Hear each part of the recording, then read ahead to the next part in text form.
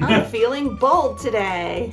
I have mixed together phthalo blue.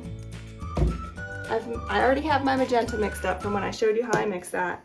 I mixed a little bit of yellow, and I'm going to use these three colors to do a split pour composition, and I'm so excited because here's my thought process. The magenta and the blue are going to blend together to make some amazing purples. The magenta and the yellow are going to blend together to make some amazing orange. And the blue and the yellow are going to blend together to make green. So with these three colors, I'm anticipating a rainbow of colors in an unexpected way, and I cannot wait to see how it turns out.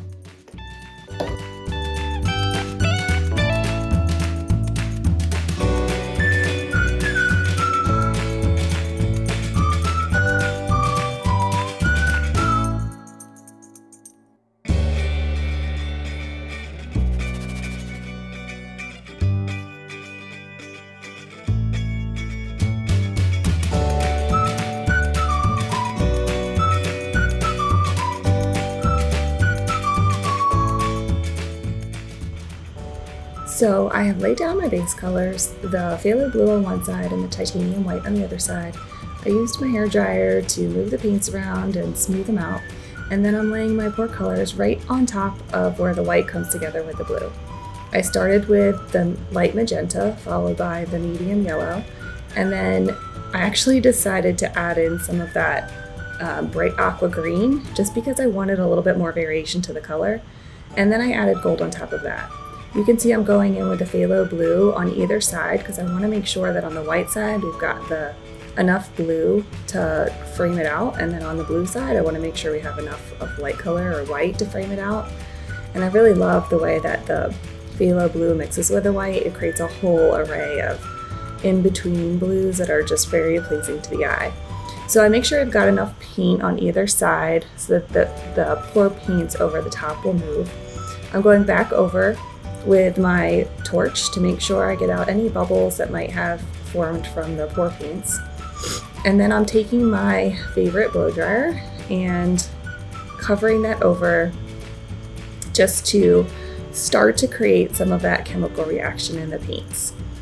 And then I'm going to start at the top, and I'm just going to blow out my foliage or my petals or whatever you want to call it, going from the white side to the blue side, then from the blue side to the white side, and pulling the colors through, tipping out the edges just to create a really soft, delicate look. I'm going to go back and forth and back and forth, and this is how I create my signature look. I am very excited about how this one turned out, so I can't wait for you guys to see it. And please remember to like and subscribe to my channel for more content like this. I really love making these videos for you guys. So if you could subscribe, that would be super helpful to me. As you can see, I'm just going through and pulling out the edges. It gives it more of like a flowery, feathery, almost like paper flower kind of look when you really go back and pull out the edges. It kind of reminds me a little bit of a hibiscus flower. And I just really like the softness and the movement that it creates. So here I'm really trying to evaluate the painting and see where I want to pull through my finger swipe to create that vine look. I've been playing around with different placement of that in different compositions, whether I pull it closer to the color or farther away from the color. Still haven't landed on what I like the best. I just kind of have to go with whatever comes to me in a certain composition. I do spend a lot of time really thinking about it because I think this is the placement of this vine is really important for the composition. So here you can see I held it pretty close to the color.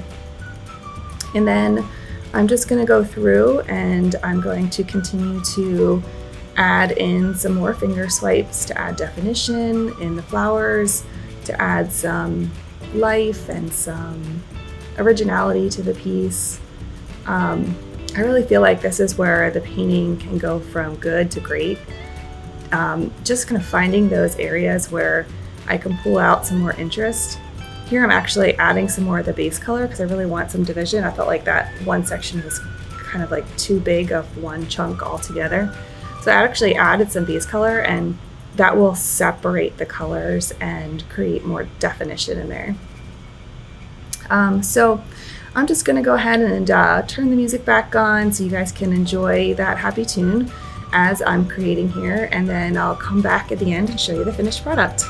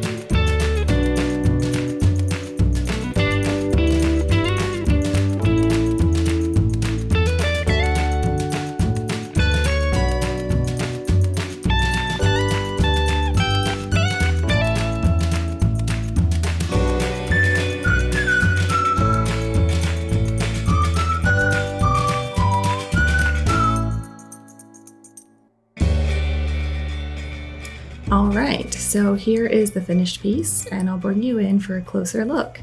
You can see that I've got some really gorgeous lacing, some really nice cells. I am very glad that I decided to add in the bright aqua green at the end, or at the last minute, because I think that it combined with the blues, you can see there, to make some really nice effects.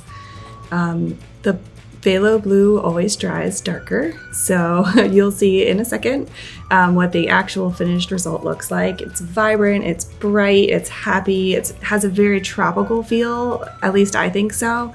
It's got just the right amount of cells, and I just love it. It's so beautiful. I feel like it's going to bring happiness and brightness to whatever room it ends up living in. So I hope you enjoyed this video. Please don't forget to like and subscribe. I appreciate all of my subscribers and all of the likes and comments. You guys have been the absolute best. So stay well, and I'll see you the next time.